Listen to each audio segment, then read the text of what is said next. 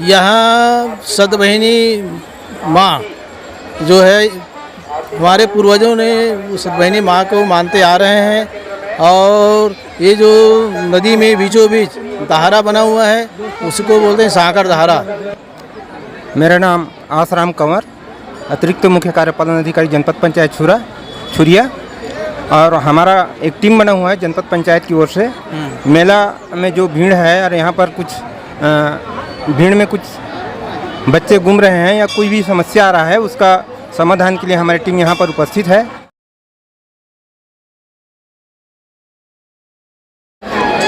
नमस्कार, जय जोहार। मैं दुर्गेश सिन्हा दुलरवा और अभी हम इस वक्त हैं महाशिवरात्रि की इस पावन बेला में छत्तीसगढ़ के राजनांदगांव जिले के विकासखंड छुरिया के मोक्ष धाम साकर दहारा में।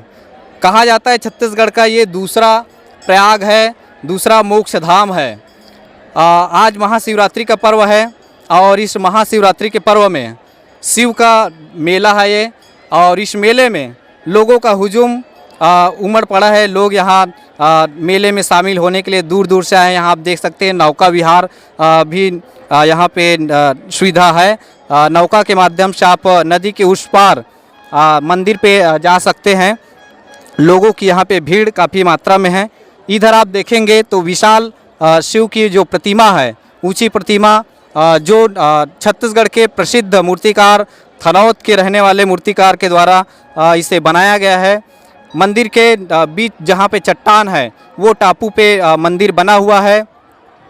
इस मंदिर का अपना एक अलग इतिहास है, अपना एक अलग धार्मिक महत्व है। वैसे तो छत्तीसगढ़ हमेशा से धर्म का स्थल रहा है, ऋषि मुनियों का स्थल रहा है।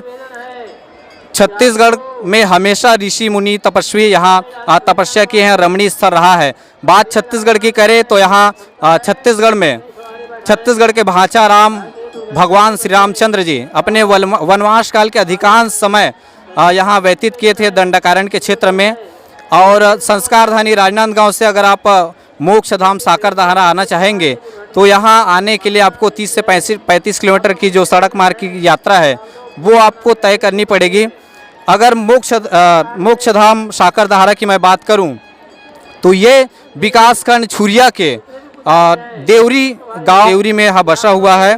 शिवनाथ नदी के बीच टापू में इस मोक्ष धाम साकर दहारा का स्थान है। यहाँ आसपास के लोग दूर दूर से अस्थि विसर्जन करने के लिए आते हैं। मुख्यतः ये अस्थि विसर्जन के लिए जाना जाता है, इसीलिए छत्तीसगढ़ का इसे दूसरा प्रयाग भी कहा जाता है। इसकी अगर ऐतिहासिक और धार्मिक महत्व की अगर मैं बात करूं तो यहाँ कभी एक तपस्वी हुआ करता था जिन्होंने यहाँ तपस्या किया, उसके उन्होंने जल समाधि ले ली। उसके बाद उसके शिष्य ने भी जल समाधि ले लिया और यहीं से फिर वो जल समाधि लेने के बाद वो वापस नहीं आए।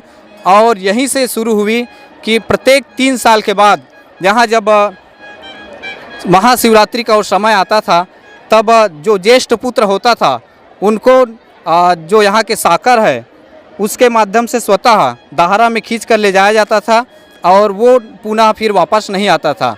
तो इस तरह की जो घटनाएं होती थी उसके लिए यहाँ के आसपास के जो जानकार हैं, जो ऋषि मनीषी है, उन्होंने एक अनुष्ठान किया और उस अनुष्ठान से वो जो पुरानी जो परंपरा चली आ रही थी 3 साल के पश्चात जो ज्येष्ठ पुत्र नदी में खींच कर ले जाया जाता था वो समाप्त हुई। और उसी समय से फिर साकर दहारा की इस टापू पे मेला लगना शुरू हुआ, महाशिवरात्रि का मेला। अगर आप साकर दहारा आएंगे तो यहाँ पर बीच जो नदी के किनारे बीच टापू में पहुँचने के लिए आपको इस तरह की नौका की व्यवस्था आपको मिल जाएगी। शासन प्रशासन की टीम भी यहाँ पे सुरक्षा के मायने से यहाँ रहते हैं। यहाँ का एक और इतिहास कहा जाता है कि देवताओं का यहाँ जो खजाना छुपा हुआ है उस खजाने की रक्षा के लिए यहाँ 7 बहिनी आज भी इस दहारे में उसका सुरक्षा करते हैं, सुरक्षा करती है। तो ये साकर दहारा का महत्व है। विकासखंड छुरिया जिला राजनांदगांव में यह स्थान है। यहाँ दूर दूर से पर्यटक 12 महीना चाहे वो अस्थि विसर्जन के लिए हो या घूमने के लिए आते हैं। और शासन प्रशासन के माध्यम से इस स्थान की बढ़ती महत्व को देखते हुए इसको पर्यटन स्थल के रूप में भी विकसित किया जा रहा है। आगे हम आपको वीडियो में दिखाएंगे। और इस महाशिवरात्रि की विशाल मेला के लिए छत्तीसगढ़ शासन के द्वारा 5 लाख रुपए की राशि सांस्कृतिक आयोजन के लिए दिया जाता है। तो इस तरह से यहाँ का मेला महाशिवरात्रि पर विशाल लगता है, दूर दूर से लोग यहाँ आते हैं। आप इधर देख सकते हैं कि मंदिर किस तरह से बीच नदी के टापू में, ये शिवनाथ नदी है जिसे छत्तीसगढ़ का सबसे लंबा नदी कहा जाता है और ये राजनांदगांव दुर्ग का जीवन रेखा माना जाता है इस शिवनाथ नदी को।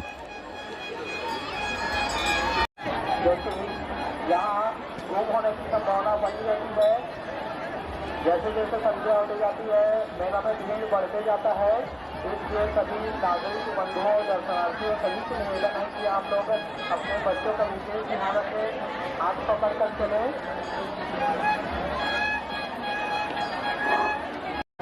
जहाँ कहीं भी अगर माइक बजा रहे होंगे, एक तो साउंड कम कर दीजिएगा या फिर टोटल बंद कर दीजिए। आपसे गुजारिश, मिष्ठान भंडार वाले कुछ व्यवधान आ रहा है हमारे पास, इसलिए हम कह रहे हैं कृपया हमारा निवेदन भी स्वीकार कीजिएगा।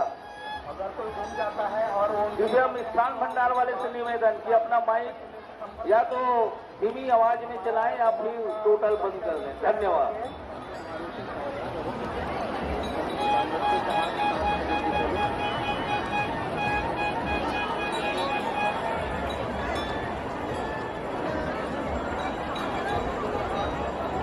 नागरिक सहायता केंद्र जनपद पंचायत खुरिया आप लोगों के सहयोग के लिए बनाया गया है। जनपद पंचायत खुरिया जिला राजनांदगांव गाँव के द्वारा नागरिक सहायता केंद्र स्थापित किया गया है। आप लोग के सहयोग के लिए यहाँ अधिकारीगण बैठे हुए हैं जनपद खुरिया से।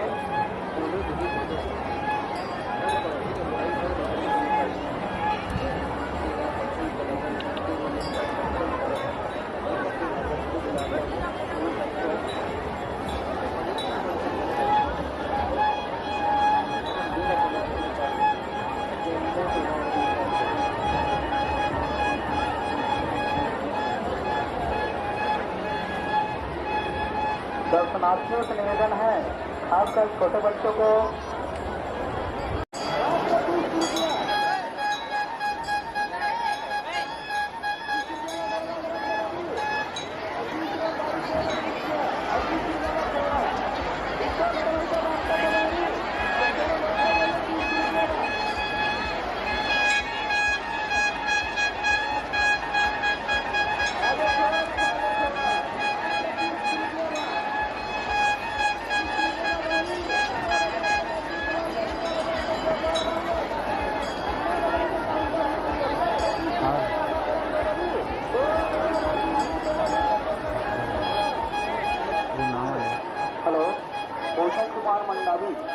गाँव का है, 9 वर्ष के हैं।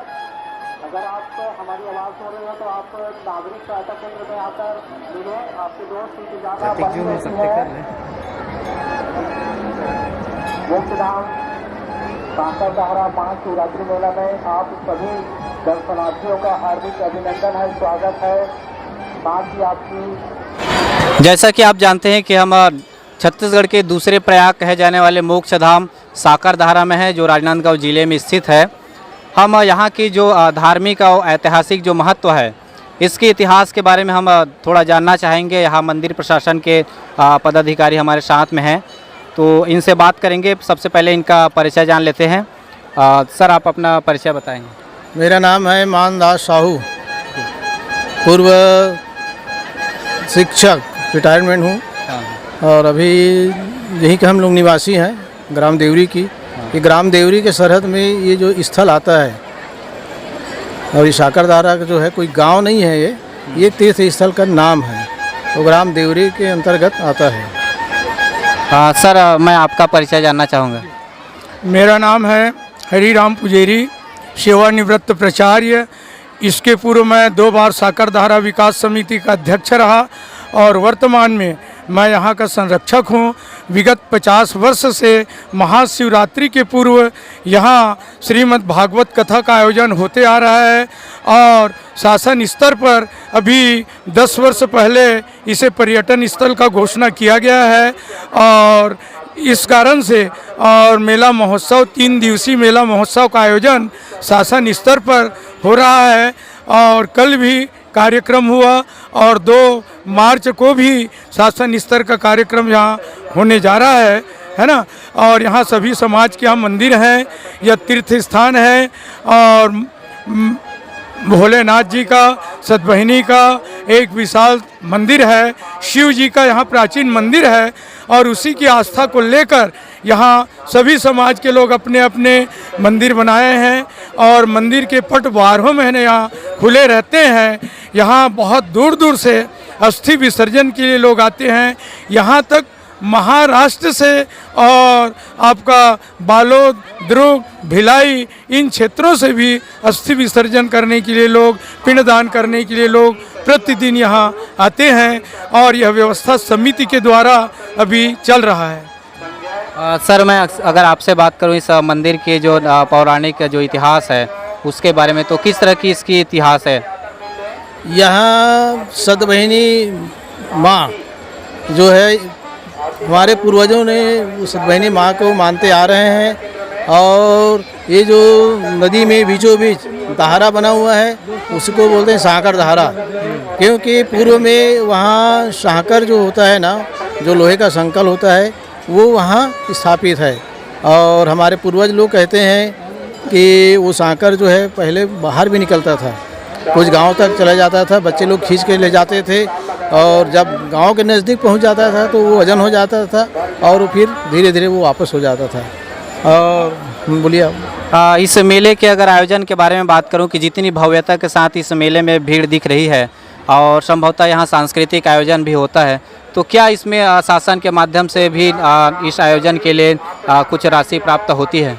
हाँ, अभी लगातार 3 वर्षों से हमारे मुख्यमंत्री आदरणीय भूपेश बघेल जी ने मैंने ये महाशिवरात्रि महोत्सव मनाने के लिए हमने आवेदन किया, तो उस आवेदन को स्वीकार किया और उसके बाद लगातार 3 वर्षों से जो है यहाँ महोत्सव मनाने के लिए स्वीकृति प्रदान करते हैं और पिछले 2 वर्ष से 55 लाख रुपए प्रदान किया गया है और इस वर्ष भी अभी स्वीकृत होने को है और शासन के द्वारा जो राशि प्रदान की जाती है उसी के माध्यम से यहाँ 3 दिवसीय कार्यक्रम जो है मनाया जाता है। अध्यक्ष महोदय और हमारे अध्यक्ष महोदय हैं, उनसे कुछ बात कीजिएगा। जी हमारे बीच में अभी वर्तमान अध्यक्ष हैं इस मोक्षधाम शाकर दहारा का जो मंदिर प्रशासन समिति है उसके वर्तमान अध्यक्ष है, उनसे भी बातें करेंगे, उनका परिचय लेंगे। सर मैं आपका परिचय जानना चाहूँगा। श्री दयाल दास साहू वर्तमान अध्यक्ष हैं अभी आप। मैं अगर इस पूरे आयोजन की बात करूं तो शासन के माध्यम से कितनी राशि दी जाती है इस 3 दिन के आयोजन के लिए?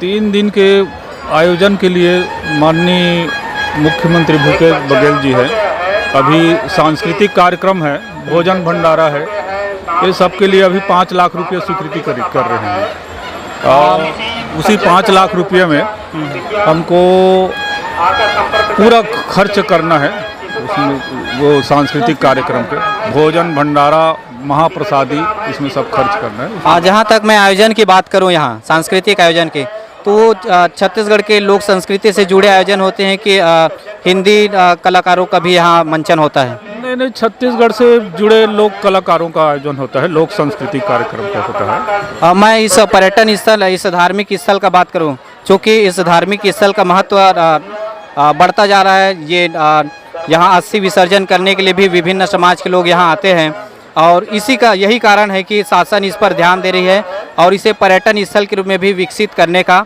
प्रयास शासन के माध्यम से किया जा रहा है।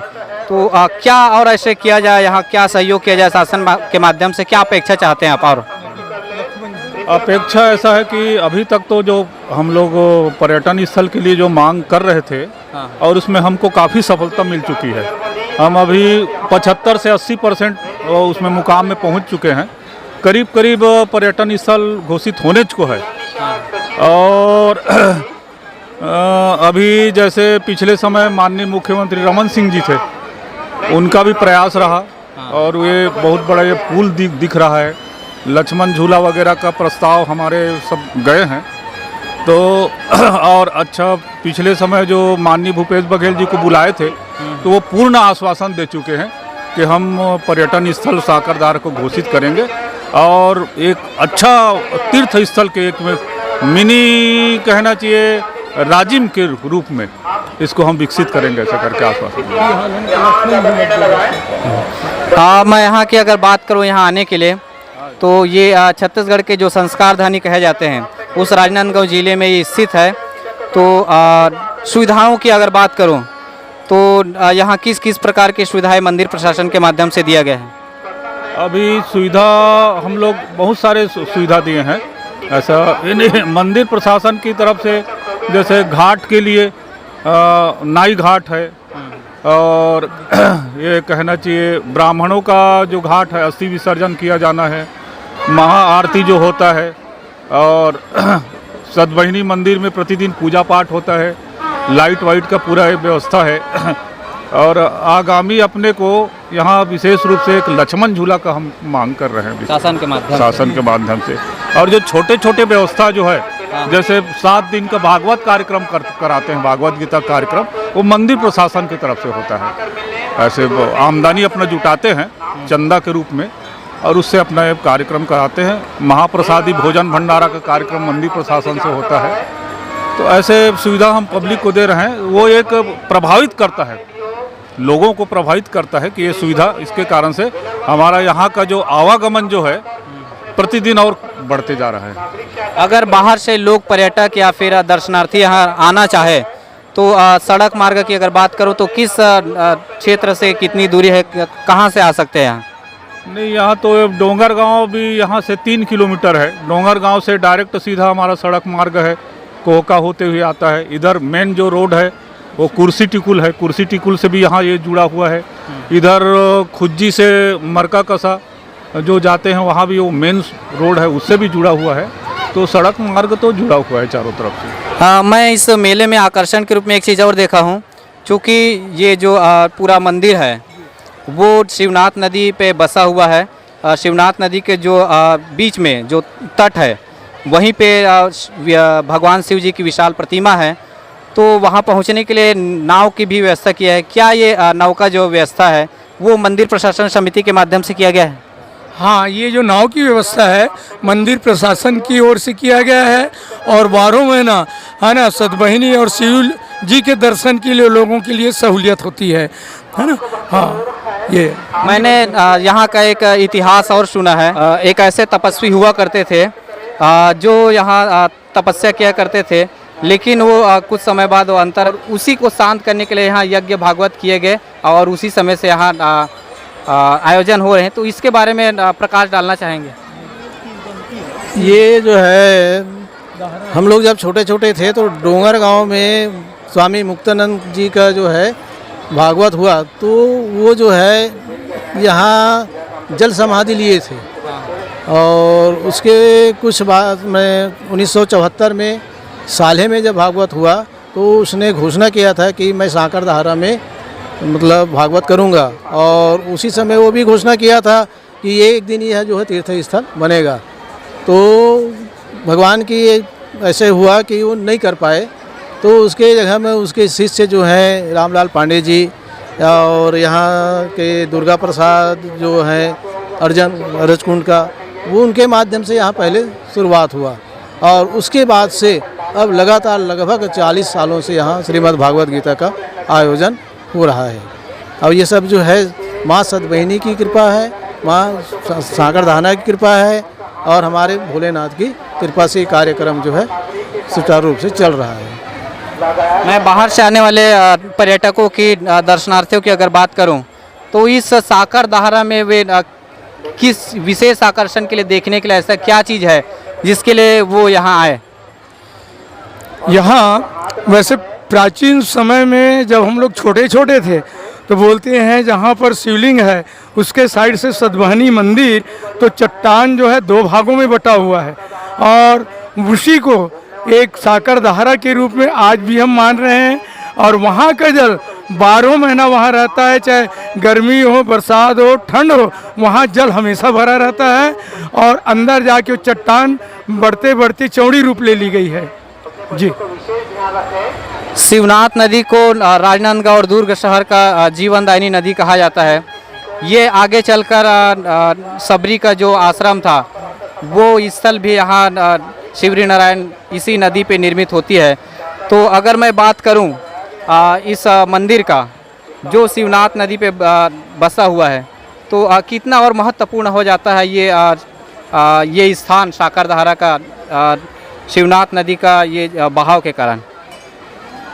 ये तो ऐसे त्रिवेणी का संगम है। यहाँ पर 3 धाराएं जो हैं मिलती है और उसी 3 धाराओं के बीच में हमारा जो सतभैनी का मंदिर जो है स्थापित किया गया है। इसलिए ये जो है और ज़्यादा महत्व हो जाता है। और हमारे सहयोगी ने बताया कि ये 2 चट्टान जो दिख रहे हैं उसके बीचों बीच में जो पानी जो है हमेशा भरा रहता है। आजू बाजू कितना भी मिट्टी आ जाएगा, परंतु उसके जो 5 फीट के एरिया जो है उसमें हमेशा पानी रहता है। ये उनकी विशेषता है। और एक विशेषता ये है कि वहाँ जैसे कोई अनजाने में पेशाब कर देता है या लेटरिन के बाद मल द्वार साफ करते हैं तो उसको सहन नहीं करते। इसके हम लोग प्रत्यक्ष देखे हैं। ऐसे एक बाहर के एक आदमी आया था, उसने ऐसे किया तो उसको बहुत सजा हुआ उसको। और एक बार इसमें भागवत जी हो रहे थे तो लोग उसमें पेशाब कर दिए, तो वहाँ का जल जो है जैसे पानी उबलता है, बुलबुला होता है, वैसे देखते ही देखते वहाँ का पानी बुलबुला हो गया। फिर महाराज जी को बताया गया, फिर उसने आकर के शांत किया, तब शांत हुआ। ये इनकी विशेषता है और वहाँ का जल खराब नहीं होता। मैं इस मेले के आयोजन की अगर बात करूं तो इतने तादाद में दूर दूर से लोग यहाँ आए हुए हैं। मैंने कहीं पढ़ा है कि इस क्षेत्र का सबसे जो अंतिम मेला मड़ाई का आयोजन इसे साकरधारा को माना जाता है। तो इतने बड़े आयोजन, इतने बड़े भीड़ के लिए आप मंदिर प्रशासन समिति किस तरह की सावधानियां बरतती है? क्या क्या आप लोग सावधानियां अपनाते हैं?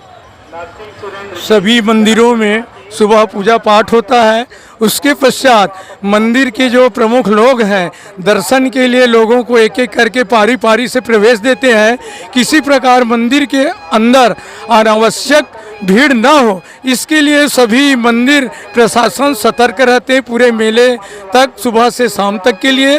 और हर संभव प्रयास करते हैं कि श्रद्धालु जो है आराम से मंदिर के अंदर जाके अपना दर्शन कर सके। आप सभी मंदिर प्रशासन समिति के पदाधिकारियों का माया के बोली भाखा चैनल धन्यवाद ज्ञापित करते हैं कि आप हमसे बात किए और इस मंदिर की धार्मिक ऐतिहासिक जो पौराणिक जो मान्यताएं हैं, जो इतिहास है, उसके बारे में हमारे दर्शकों के साथ शेयर किए। इसके लिए आप सभी का धन्यवाद।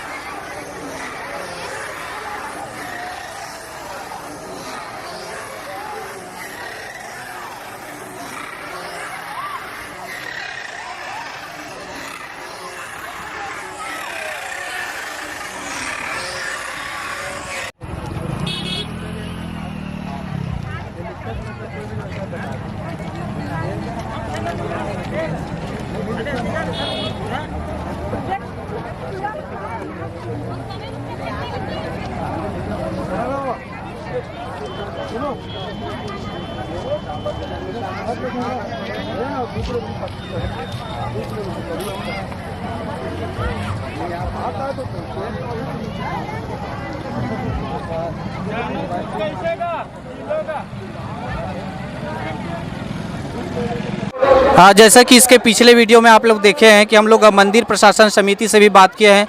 इस स्थल की जो धार्मिक पौराणिक और जो ऐतिहासिक महत्व है, जो इतिहास है, उसके बारे में भी हमने मंदिर प्रशासन समिति के जो अध्यक्ष हैं उनसे और पूर्व अध्यक्ष हैं उनसे हमने बात करने की, दर्शकों तक पहुंचाने की हमने एक पहल की है। हम अब पहुंच चुके हैं मंदिर प्रशासन समिति के पश्चात जो जनपद पंचायत छुरिया के प्रशासनिक जो अमले हैं इस पूरे मेले के आयोजन में जो समस्याएं प्रशासन के माध्यम से हल की जा सकती है, तो किस तरह की समस्याएं मेले में लोगों को हो रही है और क्या समाधान प्रशासनिक अमले द्वारा किया जा रहा है। सर, आपका परिचय।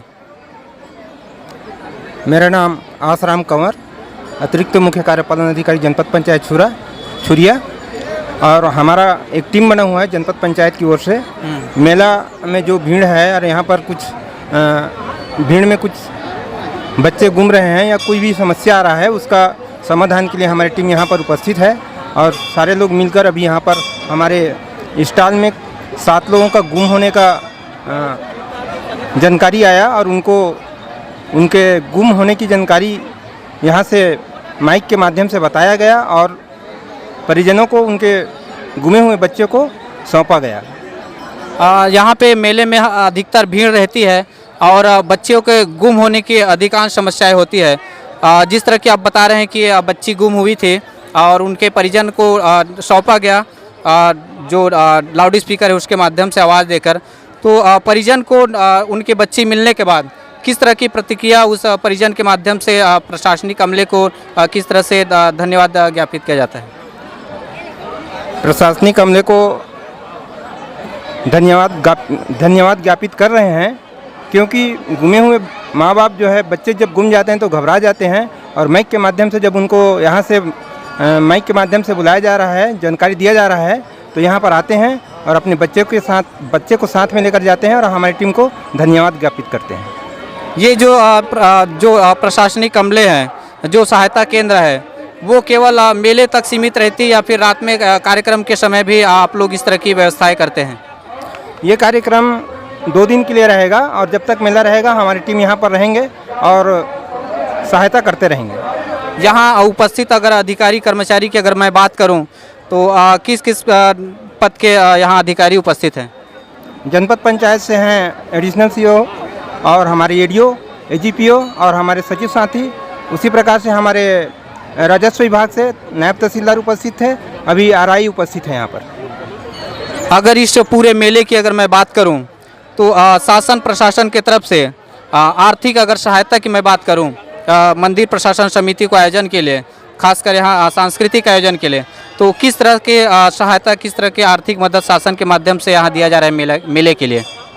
मेले के लिए आर्थिक सहायता जनपद पंचायत के माध्यम से दिया गया है और हमारा ड्यूटी जो है सिर्फ एक टीम बन के यहाँ पर मतलब व्यवस्था के लिए है। जो भीड़ भाड़ हो रहा है और बच्चे जो इधर उधर घूम रहे हैं या किसी प्रकार से सामाजिक तत्व हैं जो किसी प्रकार से पब्लिक को नुकसान ना हो, उसके लिए हम लोग यहाँ पर उपस्थित हैं।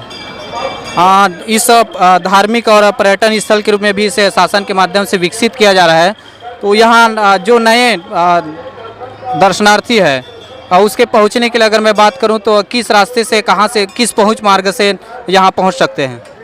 पहुँच मार्ग यहाँ पर 2 तरह से बना हुआ है, दोनों साइड से लोग आ रहे हैं, जा रहे हैं, पहुँचने में कोई दिक्कत नहीं हो रहा है यहाँ। तो ये रही जनपद पंचायत छुरिया का सहायता केंद्र में उपस्थित अधिकारी से हमने बातचीत किया और काफ़ी सराहनीय कदम प्रशासन के माध्यम से यहाँ किया जा रहा है लोगों की सुविधाओं के लिए।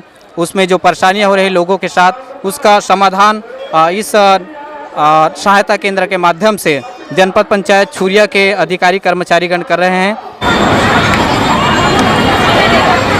अभी हम बात कर रहे थे जनपद पंचायत छुरिया के अतिरिक्त मुख्य कार्यपालन अधिकारी से। हम बात कर रहे हैं अब जनपद पंचायत छुरिया के एक और अधिकारी यहाँ पर उपस्थित है, उनसे पहले परिचय जानेंगे। सर, अपना परिचय। मैं गोपाल गिरी, सहायक विकास विस्तार अधिकारी के पद पर जनपद पंचायत छुरिया में पदस्थ हूँ और इस आज के जो महाशिवरात्रि के मेले के पावन पर्व पर आज जो आयोजन हुआ है उसका जो है सहायक प्रभारी अधिकारी हूँ मैं, और मेरे साथ में जो है राजस्व विभाग से भी जो है संबंधित अधिकारी कर्मचारियों को भी जो है इस कार्यक्रम में ड्यूटी लगाया गया है, और अपने पंचायत एवं ग्रामीण विकास विभाग से भी सचिव लोगों का जो है इस कार्यक्रम के लिए आसपास के 5 पंचायतों के सचिव को भी जो है इस कार्यक्रम के ड्यूटी लगाया गया है। मुख्य रूप से हम लोग जो है नागरिक सहायता, लोगों के जो विभिन्न प्रकार की जो समस्याएं होती है उनके निदान के लिए जो है यहाँ पे अधिकारी कर्मचारी उनको सहयोग करते हैं, जिसमें जैसे बच्चों को गुम जाना है और कोई विभिन्न प्रकार के लोगों को समस्या आती है इस मेले के कार्यक्रम में, तो हम लोग सब सहायता करते हैं उनको।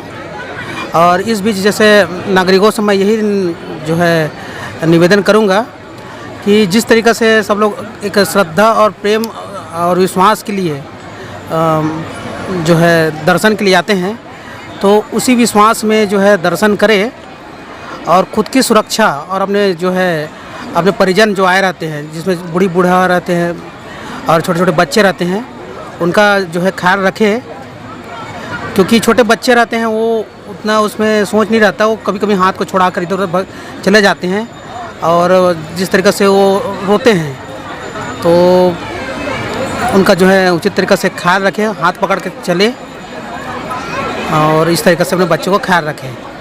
मैं बात करूं अगर जनपद पंचायत छुरिया की, तो जनपद पंचायत छुरिया में एक बड़े धार्मिक स्थल के रूप में साकरदारा को जाना जाता है, जिसका पहचान छत्तीसगढ़ स्तरीय पे होता है, क्योंकि इसको छत्तीसगढ़ का दूसरा प्रयाग कहा जाता है राजिम के बाद में। तो आप इसे कितनी बड़ी पहचान के रूप में देखते हैं एज ए जनपद पंचायत छुरिया क्षेत्र के लिए? तो इसमें जनपद पंचायत छुरिया के विकास खंड के अंतर्गत जो है साकरदारा जो है एक बड़ा पर्यटन स्थल है, और इस क्षेत्र के लिए एक बहुत बड़ा पर्यटन स्थल है। लगभग 40 किलोमीटर 50 किलोमीटर के से भी लोग यहाँ के दर्शन के लिए आते हैं। तो इस तरीक़े से जो है ये इस क्षेत्र के लिए बहुत बड़ा जो है पर्यटन स्थल है। आने वाला भविष्य में एक बहुत बड़ा पर्यटन स्थल के रूप में जो है विकसित हो सकता है। जिस तरीक़े से यहाँ के दर्शन के लिए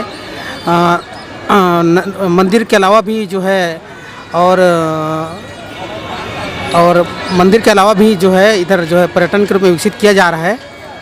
तो एक आने वाले समय में ये जो है एक बहुत बड़ा जो है पर्यटन के रूप में विकसित किया जा सकता है।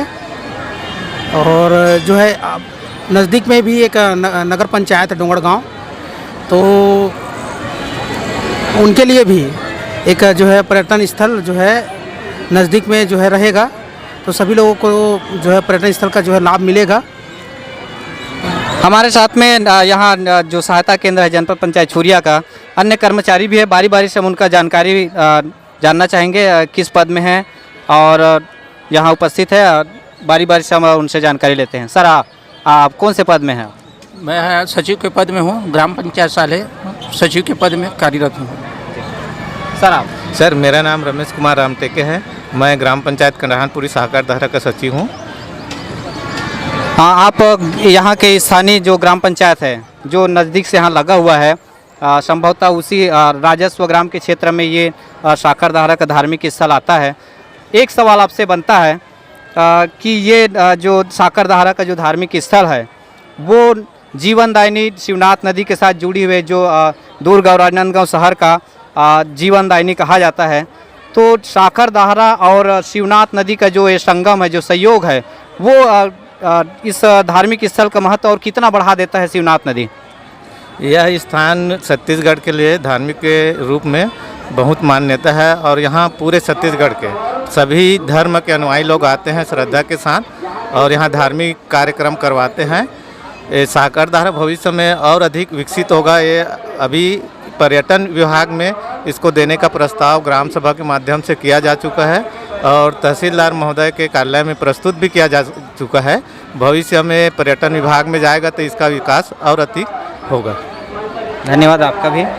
सर आपका परिचय? मेरा नाम द्वारका प्रसाद ठाकुर, ग्राम पंचायत आयाबंधा सचिव। सर आपका परिचय? मेरा नाम धर्मेंद्र कुमार साहू है, मैं ग्राम पंचायत खुर्शीडुकुल के सचिव पद में पदस्थ हूँ पहले साकरधारा ग्राम पंचायत खुर्सी टुकुल में ही आता था।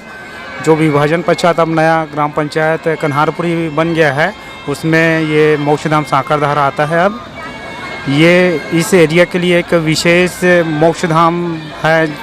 पहले लोगों को अस्थि विसर्जन करने के लिए बहुत दूर राजिम के आसपास जाना पड़ता था, और जब से यहाँ अस्थि विसर्जन का कार्यक्रम हुआ है, लोगों को बहुत सारा सुविधाएं प्राप्त हुआ है और यहीं पे आके लोगन अस्थि विसर्जन करते हैं। ये भविष्य में और अच्छा बनाया जाएगा।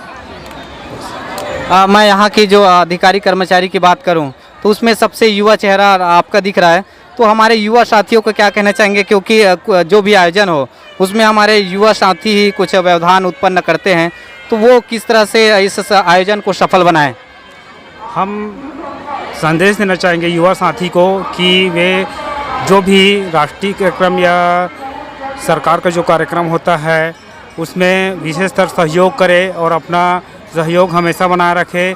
आजकल देखने में आया है कि युवाओं के द्वारा हुड़दंग ज़्यादा होता है, तो हम उनसे अपील करेंगे कि आप लोग ज़्यादा से ज़्यादा हमें सहयोग करें और कार्यक्रम को सफल बनाने में हमारी मदद करें। जब तक युवाओं का सहयोग और दर्शनार्थियों का सहयोग नहीं रहेगा, कोई भी कार्यक्रम को सफल नहीं बनाया जा सकता। इसलिए हम युवाओं से अपील करेंगे कि इस प्रकार के कार्यक्रम में अपना विशेष सहयोग प्रदान करें और कार्यक्रम को सफल बनाएं। तो ये रही जो जनपद पंचायत छुरिया की जो नागरिक सहायता केंद्र है, उन अधिकारी कर्मचारियों से बात। ये मेले से जुड़ी अन्य जानकारियाँ आपके साथ हम साझा करते रहेंगे। तब तक के लिए धन्यवाद, नमस्कार, जय जोहार।